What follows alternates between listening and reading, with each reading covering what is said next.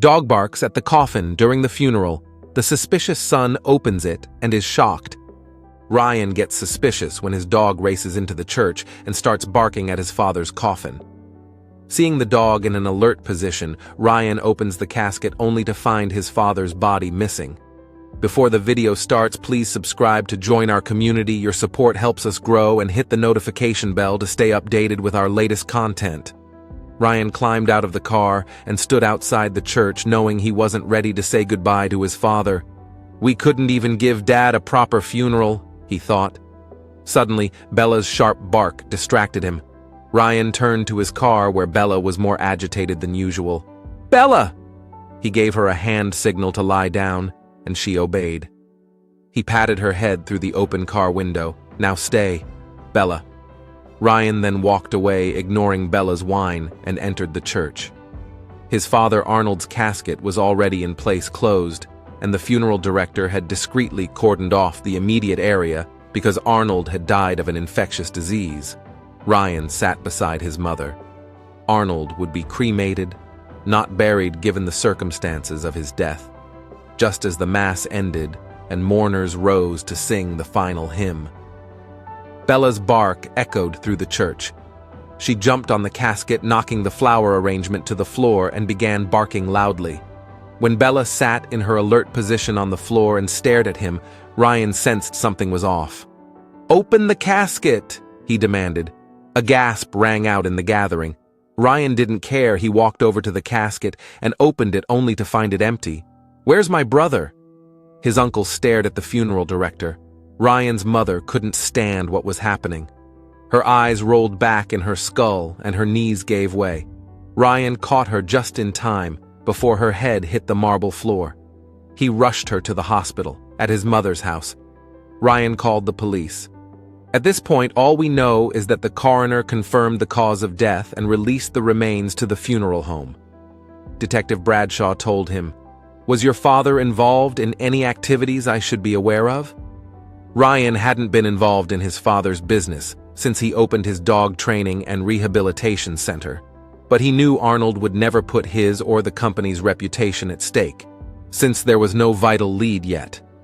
Detective Bradshaw left, promising to be in touch with updates, but Ryan didn't want to wait. The hospital was keeping his mom overnight. He left Bella at home and went to the morgue to find answers. The coroner resigned? What about the new coroner? Ryan was baffled when the nurse at the reception informed him there was no new coroner yet. He asked to see his father's file, but the nurse refused, saying it was against policies. Ryan knew how to convince her. He set $1,000 on the counter, and she turned a blind eye when he slipped inside the coroner's office. He started searching the shelves for his father's file, but it was futile. Arnold's file was missing. Ryan was frustrated. Suddenly, his buzzing phone distracted him. It was his father's lawyer, Mr. Stevens. The older man informed Ryan that he was the new CEO of Arnold's company and wanted to see him urgently. As Ryan arrived at his father's office, he opened Arnold's Gmail on the office computer, only to find the inbox empty. Someone had deleted the messages. "Ryan, good to see you." Mr. Stevens entered the room and shut the door behind him. "Who's been using this computer?" Ryan asked him. "Nobody," Mr. Stevens replied. "Wait, where are the dancers?" Ryan noticed 2 figurines were missing from his father's office. Oh, he took them home. Poor Arnold. He could never get the 3rd figurine in the set.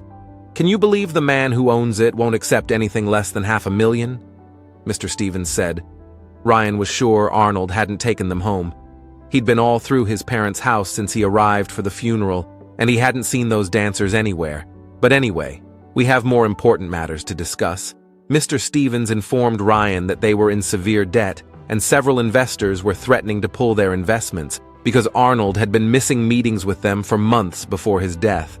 And it all started when his new secretary began working here. With all due respect to Arnold and his family, I believe he was having a romantic relationship with her, Mr. Stevens revealed. Ryan lost his cool as the thought of his mother's sad face crossed his mind. He would have confronted his father's secretary if Mr. Stevens hadn't stopped him. It would only tarnish Arnold's reputation. Ryan spent the day sorting out the debt problem. and sent gift baskets to the most vital investors. After work, he followed his father's secretary, Miss Pearson, and saw her pull into the garage of a modest suburban home. She was his only lead until now, so he waited outside her house in his car. Sometime later, the whirring noise of her garage door awoke him. He saw her head in the direction of the city in her car and wanted to follow her, but then he had a better idea. He leaped from his car and managed to get inside her garage just in time before the door closed. There he found a doorway leading into her house. He found the kitchen. First searched the drawers and found a flashlight. He didn't want to turn on the lights in case Miss Pearson came home suddenly.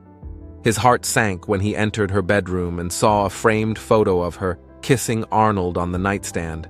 Ryan maintained his composure, reminding himself he was here to find a lead that would help him figure out what happened to his father.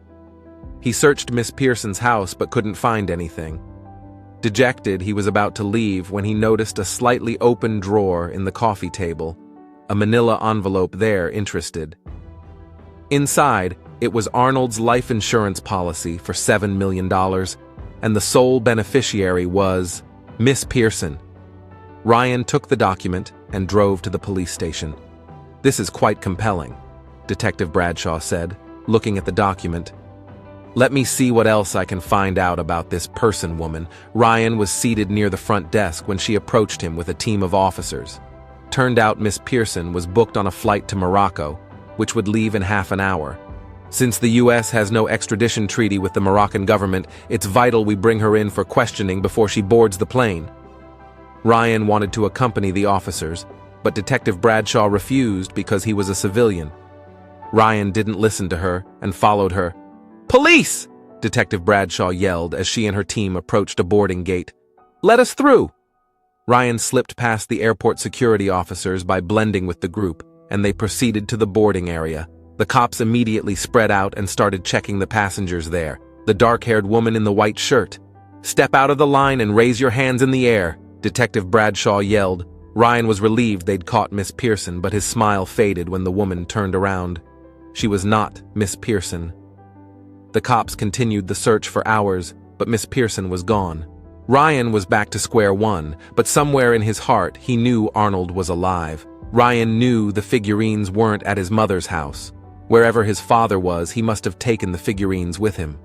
Ryan looked up the collector who had the third figurine online and visited him. "So, how much will you take for it?" he asked, pointing to the figurine. $75,000. The collector, Mr. Frederick, replied, "That's far above the market value for the artist's work, sir. Then don't buy it. The price is non-negotiable, young man." Ryan had to have it, so he requested time to arrange the money. He returned to his car and dialed Mr. Stevens and said he wanted to sell $75,000 worth of his shares in the company. "But then you won't have a controlling stake in the company, Ryan," Mr. Stevens said. "I'm aware, Mr. Stevens, but this is urgent."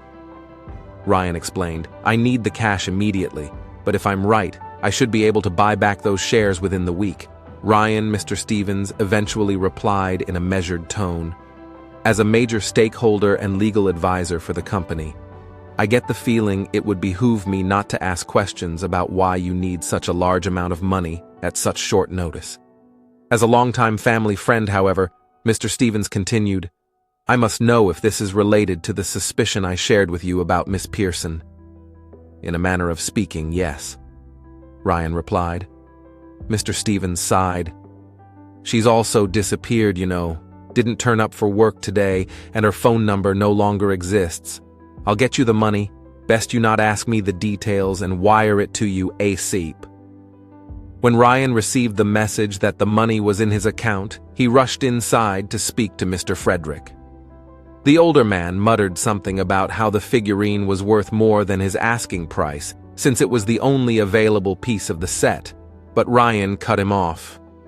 "You asked for $750,000, sir, and that's what I'm giving you, effective immediately. Are you not a man of your word, Mr. Frederick?" Mr. Frederick finally agreed to sell the figurine. Ryan was now ready for the next step.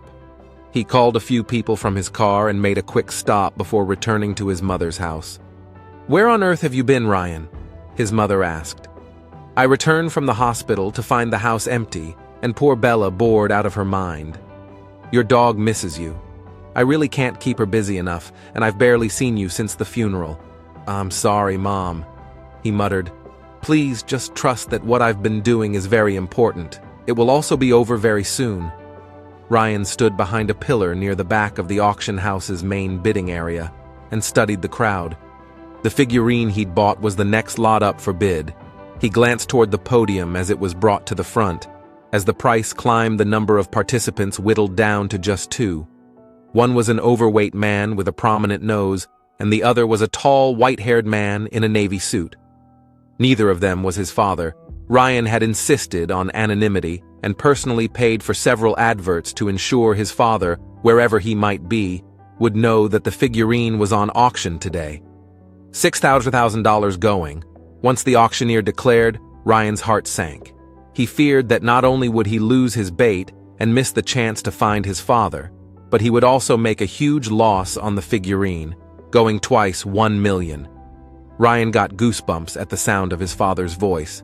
He stared in shock as Arnold rose from a seat near the back of the auction room and removed his wide-brimmed hat. $1 million going once, going twice. Sold to the man in the beige coat. The auctioneer banged his gavel. Immediately, Arnold put his hat back on and headed for the door. Ryan rushed around the edge of the room and blocked his path. Then Detective Bradshaw stepped forward and handcuffed Arnold. Ryan? Arnold frowned at Ryan. You tricked me. This was a trap. Don't act like I've committed some terrible betrayal, Dad. You're the one who had an affair and faked your own death so you could run off with your mistress. How could you? Arnold hung his head as he confessed that he was tired of his old life and wanted to start a new one with his new love, Miss Pearson. So you took out a huge amount in life insurance for your new life, bribed the coroner to falsify your death certificate and cause of death, and had all of us gather around an empty casket to mourn you. Ryan hissed. A man should do what is right, not follow his own selfish interests. You taught me that, Dad. I'm sorry you couldn't follow your own principles, but I hope you realize that your failure to do so led to your downfall. Detective Bradshaw assured Ryan that Miss Pearson would be caught soon too. Then Arnold was taken away to the police car.